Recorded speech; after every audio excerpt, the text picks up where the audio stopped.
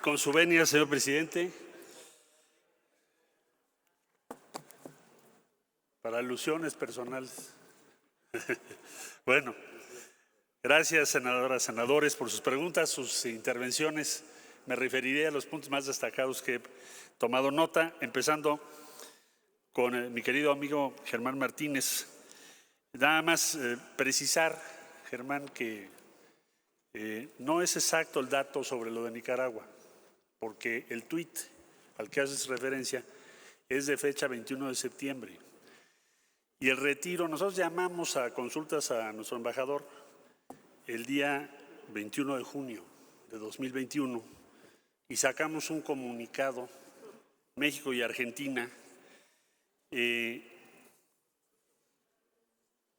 día de hoy instruyeron a sus embajadores en la República de Nicaragua, Gustavo Alonso Cabrera y Mateo Daniel, respectivamente a trasladarse a sus respectivas capitales con el objetivo de realizar consultas sobre las preocupantes acciones políticas y legales realizadas por el gobierno nicaragüense en los últimos días, que han puesto en riesgo la integridad y libertad de diversas figuras de la oposición, incluidos precandidatos presidenciales, activistas y empresarios nicaragüenses. Eso fue el 21 de septiembre. Y después tuvimos es decir, no es la secuencia. Gustavo ya no quiso regresar también como embajador. Y después hicimos un procedimiento que convenimos o consultamos con otros países, porque ningún otro país lo hizo, más que México y Argentina.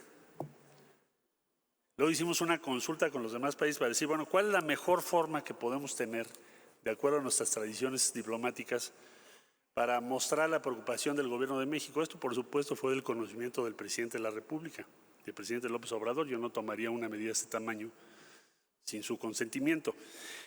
¿Qué es lo que estamos tratando de hacer?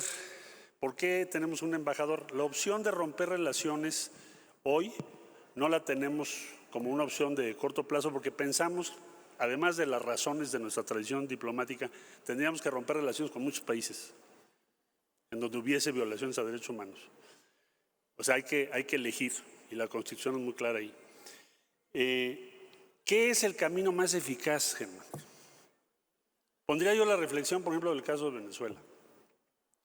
Aquí discutimos en su momento en el Senado qué política debía seguir México respecto a Venezuela. Se reclamaba que tuviésemos relaciones con Venezuela. Te hablo del año 2019. México propuso entonces, oigan, nosotros no podemos consentir ninguna acción que promueva la intervención en la vida interna de Venezuela si no es fruto del acuerdo del gobierno con sus oposiciones. México lo que puede hacer es facilitar ese diálogo o promoverlo. Y así lo hicimos. De hecho, en la Ciudad de México es en donde se han llevado a cabo los diálogos. Ya llevamos 2 ediciones, estamos esperando la tercera, que va a permitir o probablemente va a facilitar que se llegue a un acuerdo en el caso de Venezuela. Entonces, por eso no hemos roto relaciones. Y si yo estuviera en cualquier otra posición, tampoco lo haría. Yo sostengo las medidas y políticas en materia de política exterior, de relación con el mundo, que son fruto de mi convicción y que coinciden plenamente con las resoluciones que ha tomado el presidente López Obrador. O sea, no hay dos políticas exteriores. Toda la política exterior de México es la política que dicta el presidente de la República, Andrés Manuel López Obrador. Y esa es la realidad en la que debemos estar, claro. Debo decirte que, por ejemplo, en el caso, la política exterior a mi cargo, ustedes tienen otra función. A lo que voy es, porque tu pregunta era, bueno, si tú estuvieras en la posibilidad de determinar una ruptura de relaciones, ¿lo harías? No, haríamos exactamente lo que estamos haciendo. Ahora, si llega a haber otras circunstancias en el futuro, pues a lo mejor haríamos otra cosa. Hoy por hoy diría también, porque mencionaste la visita del secretario Blinken y que si el presidente había modificado su relación en cuanto a una amenaza respecto a remesas. No es cierto, man. Te lo digo con toda honestidad. El secretario Blinken nunca hizo una formulación de esa naturaleza que yo conozca, lo sabría. No lo hizo ni en público ni en privado.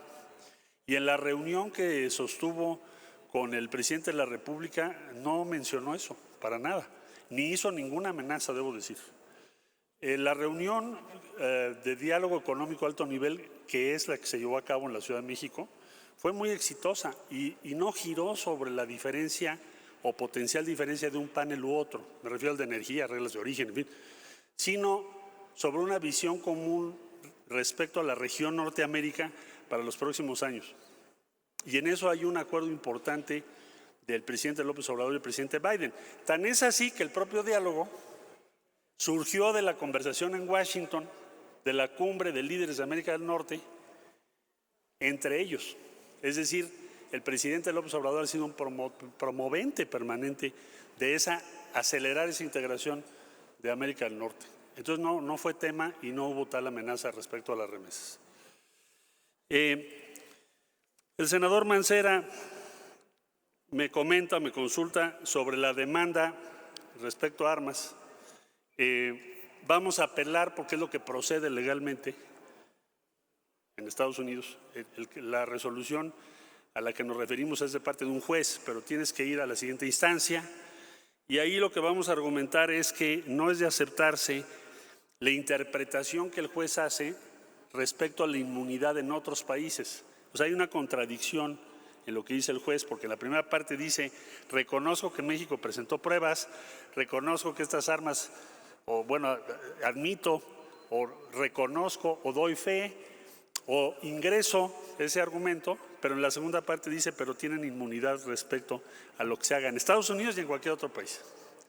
Entonces vamos a apelar eso y vamos a presentar una segunda demanda que con mucho gusto haremos del conocimiento de ustedes, ya está preparada, tomando como base otro elemento jurídico nuevo, que es la aprobación en Estados Unidos de una ley bipartidista de seguridad que establece límites legales a las empresas que venden armas respecto a la utilización de esas armas. Dicho de otro modo, prestanombres o que faciliten la violación de las disposiciones legales norteamericanas. Entonces esa segunda demanda la vamos a presentar muy probablemente la semana entrante, con lo cual México sigue adelante en su estrategia.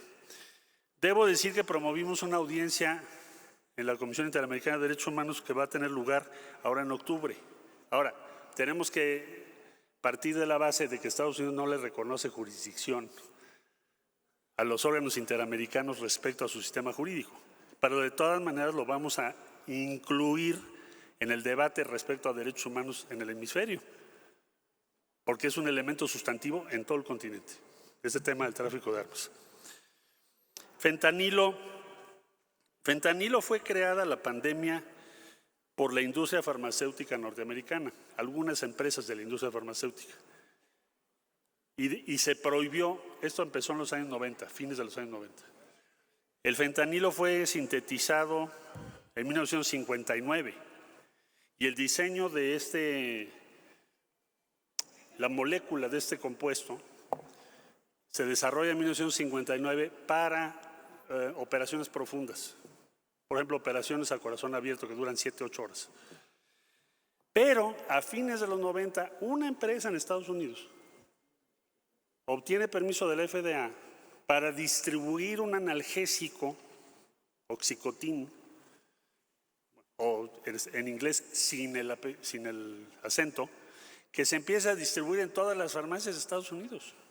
Primero lo usan para cáncer y después lo extienden a todo tipo de dolores, dolencias, y se les convierte en una pandemia, y ahora, bueno, pues lo prohibieron recientemente. Entonces, lo que estamos haciendo, México, el esfuerzo que está haciendo es, y sobre todo por la preocupación, como usted señala, de que se nos extienda el consumo en México, lo que estamos haciendo es dificultar e impedir la llegada de precursores a México que llegan de Asia, pero, oh sorpresa, también de Estados Unidos.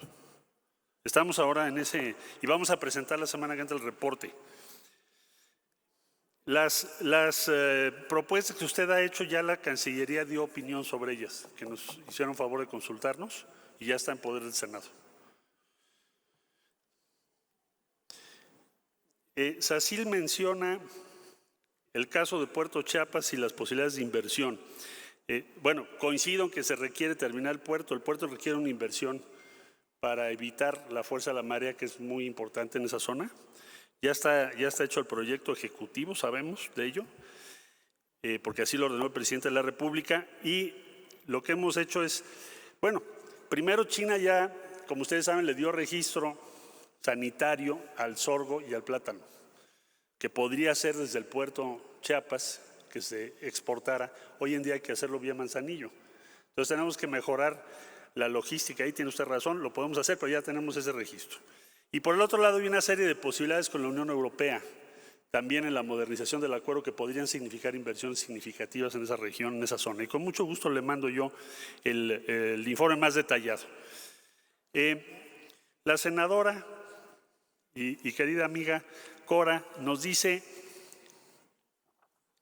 o me pregunta, ¿qué papel puede jugar el Senado respecto a la relación especialmente con Estados Unidos? Yo creo que vital, porque las y los senadores de Estados Unidos juegan un papel cada vez mayor respecto a la definición de la política exterior de Estados Unidos en relación a México.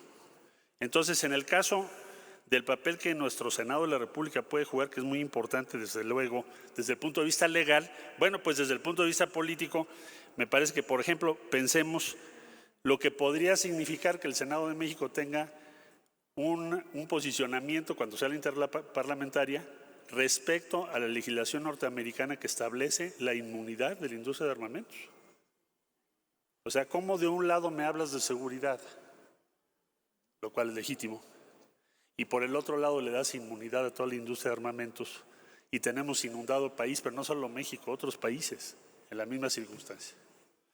Obviamente que me parece que hay muchísimo que hacer. Nosotros vemos con muy buenos ojos que se lleva a cabo una interparlamentaria. Hay muchos temas, solo mencioné uno, y estaríamos totalmente de acuerdo en prepararlo de manera conjunta. La mayor parte de las posiciones que he referido las hemos conversado con las comisiones del Senado. Entonces entiendo, son posiciones que compartimos como país frente a los Estados Unidos. La senadora Ruiz Massieu me decía, bueno, desde luego, yo diría que hoy por hoy el peso que tiene la política exterior mexicana la podemos ver en qué. Bueno, pues tenemos las resoluciones de la Asamblea General de la ONU más votadas de México en la historia. Ahí están los datos. La resolución más votada en la historia presentada por México es la que se derivó de un pronunciamiento que hizo el presidente López Obrador respecto al acceso a vacunas. No sé si recuerden ustedes, antes de que se formara o formalizara el COVAX. Y también hasta la última que presentamos, que tiene que ver con los corredores humanitarios en Ucrania. También fue aprobada por un número muy importante de países. En la relación con los Estados Unidos, como ya lo expliqué al principio, nosotros tenemos diferentes posiciones, pero esa ha sido la posición histórica de México. Bueno, nada más recuerden cuando fue la exclusión de Cuba de la Organización de Estados Americanos, o el proceso de paz encabezado por el Grupo Contadora respecto a lo que era la posición del gobierno de Reagan, o el proceso de paz en El Salvador, o lo que México siempre ha respaldado a Naciones Unidas en cuanto a la solución Medio Oriente, la solución de dos estados, Israel, Estado palestino. Entonces, México tiene una política propia que tenemos que preservar, tiene sus propias decisiones que tenemos que preservar y tienen que ser compatibles con tener una muy buena relación con Estados Unidos. Ahora, queda claro que eso no es sencillo. Bueno, pues para eso estamos, eso es lo que tenemos que lograr. Ahora, tenemos una ventaja estratégica, que es ¿cuál? Una, que tienes un gobierno que tiene un respaldo muy alto. Si tuviéramos un gobierno con un respaldo popular menor, no podríamos fácilmente hacer las dos cosas. Y la otra es el creciente peso de la comunidad mexicana en los Estados Unidos, que también establece un límite a las decisiones que Estados Unidos pueda tomar respecto a México, que pudieran ser adversas. Entonces, el liderazgo en América Latina y el Caribe, bueno, México no diría yo recuperado, tiene un respaldo hoy muchísimo mayor que hace en las últimas décadas en su historia, por las diferentes acciones que ha tomado México, por el planteamiento persistente de los límites. Es más, se le hizo una propuesta a Estados Unidos de fondo, que es dejar atrás el modelo Organización de Estados Americanos Policía Electoral que representa Almagro. Ya lo vemos como una fase terminal de la Organización de Estados Americanos del siglo pasado, de la Guerra Fría. Se le propone a Estados Unidos, oigan, cambiemos eso por un camino que nos lleve a hacer algo parecido a la Unión Europea. Entonces, ese tipo de planteamientos que tienen un respaldo muy amplio no se podrían hacer si el gobierno de México no tuviese autoridad política y reconocimiento de los demás. De parte de Naciones Unidas, Fuerzas Armadas, bueno, la relación más estructural que hay en Naciones Unidas, Fuerzas Armadas Mexicanas, son las misiones de paz, en donde las Fuerzas Armadas Mexicanas han estado participando en los últimos años. Ese es el diálogo permanente. Pero además, para el caso de la Guardia Nacional, se hizo un convenio precisamente con la Oficina del Alta Comisionada de la ONU, para que la Guardia Nacional, desde su formación, estuviese participando. La Oficina del Alta Comisionada en ese tiempo, Michelle Bachelet, vino a México, se firmó un convenio inclusive, para que fuera parte sustantiva de la creación, formación y, en su caso, acción de la Guardia Nacional. ¿Cómo le vamos a hacer para que en las elecciones México no sea el punto medular? Bueno, una parte no lo vamos a poder nosotros regular o determinar, pero otra parte sí podemos influir, que es precisamente avanzar en todos los temas que acabo de comentarles: seguridad, movilidad laboral, tener una visión común sobre el futuro de Norteamérica, etcétera, que ponen también un límite al conflicto electoral respecto a la relación con México. Ahora que tengamos el reporte del entendimiento bicentenario en Estados Unidos, que se lo vamos a mandar al Congreso, pues ¿a quién le puede convenir? ¿A qué fuerza política le puede convenir en Estados Unidos que ese entendimiento fracase o que sea cuestionado? O sea, nadie. Movilidad laboral igual. El aumento en la inversión. Déjame ejemplificar esto. El gobernador de Texas, que anda en campaña, ha escogido el asunto de México como el eje de su campaña. México, inmigrantes, vamos a decir. Y una vez implementó un operativo para revisar todos los frenos de los tráilers que cruzan la frontera hacia su estado, el estado de Texas. Provocó un gran problema, Paralizó más de la mitad del comercio entre los dos países que pasan por Tamaulipas, Texas. ¿Qué tiempo pudo sostener eso? Pues muy poco, porque empezó a haber escasez de perecederos en los autoservicios del Estado. O sea, hay un límite objetivo respecto a lo que se puede hacer y lo que no se puede hacer cuando tienes una integración económica tan grande. Hay algunos resultados que pueden decir que son negativos, pero la mayor parte de los resultados son positivos de esa integración. Uno de ellos es limitar los conflictos potenciales. Bueno, así veo que podríamos tal vez reducir las dificultades que tengamos en un futuro. La senadora Gina me dice, la política exterior de México tiene muchas ocurrencias y una dirección facciosa. Bueno, pues yo no coincido con eso. Al contrario, porque en su propio argumento lo que se ve es lo opuesto. Es decir, si tuviéramos un uso faccioso de la política exterior, difícilmente tendríamos los logros que acabo de referir y difícilmente tendríamos el acuerdo que tenemos respecto a la posición que debemos guardar fuera. Yo pienso que lo que se ha logrado nos enseña, nos muestra, por ejemplo, en el caso de los Estados Unidos, el diálogo económico a alto nivel, pues es una política de Estado de México. Tenemos que mantener ese diálogo, lograr traducirlo en inversiones.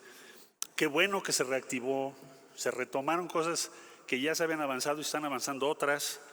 La frontera siglo XXI, bueno, tenemos 14 proyectos ahorita, donde participan casi todos los estados del norte del país.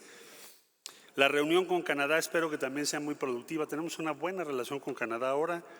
La cumbre de América del Norte va a ser en México a fines de este año. Pues si tuviéramos una mala relación con nuestros colegas de Estados Unidos y de Canadá, no tendríamos una cumbre en México. Entonces, ¿qué es lo que veo yo? y creo que en eso podemos estar de acuerdo, que el prestigio que tiene la política exterior de México y su independencia en las decisiones que está tomando ha sido y seguirá siendo compatible con una muy buena relación con América del Norte. Es lo que vamos a ver hacia fines de año. Vamos a tener también más recursos para consulados, que me parece muy importante eso que mencionaste. Es también nuestra preocupación. Fentanilo ya no me extiendo porque ya lo referí de manera previa. Me desordené un poquito en las respuestas, pido una disculpa porque me salté algunos de los comentarios. Lo retomo. La senadora Gabriela Benavides me hablaba de cambio climático, el convenio de Estambul, si se puede acelerar. Bueno, tenemos un proceso de consulta para llegar a enviar el convenio de Estambul, está ya en su fase última, espero que podamos tenerlo muy pronto. La Cancillería lo ve con muy buenos ojos, el Gobierno de la República también. Entonces vamos a terminar esto muy pronto.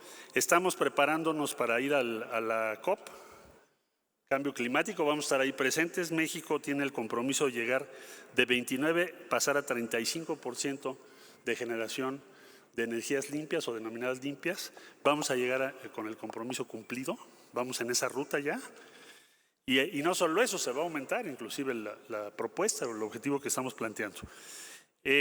Presentamos el 12 de septiembre ya una serie de compromisos que tienen que ver con también cómo acelerar la transición de electromovilidad, que también lo vamos a presentar. Y por último decir que la modernización del acuerdo con la Unión Europea depende mucho de decisiones de la Unión Europea. Han tenido ciertas diferencias de cómo se podría llegar a la aprobación de ese acuerdo, y espero que México ya hizo varias propuestas, que muy pronto tengamos resuelto el camino que vamos a seguir de común acuerdo con nuestros socios de la Unión Europea. La senadora Indira Kempis me comentaba de dos cuestiones. Primero, precisarle que los legisladores de Ucrania pidieron cita entre el 26 y 29 de septiembre, pues no estábamos en México, ni su servidor ni la subsecretaria, no es que no quisiéramos, es que en esas fechas yo estaba en Tokio y la subsecretaria estaba también preparando el G20, hay que viajar a Bali. Pero sí tuvimos reunión, como ya lo mencioné, con el canciller de Ucrania, muy buena reunión, muy respetuosa, y vamos a mantener el diálogo y la relación con el canciller de Ucrania. Incluso me dio hasta su celular, yo creo que vamos a poder tener una comunicación muy fluida. No hay ninguna posición de no recibirlos o no atenderlos o no escucharlos, porque necesitamos tener una posición congruente con lo que es la postura que México siempre ha guardado. Creo que estos son los temas principales. Muchas gracias por sus comentarios y propuestas, senadoras y senadores. A sus órdenes. Gracias, señor secretario.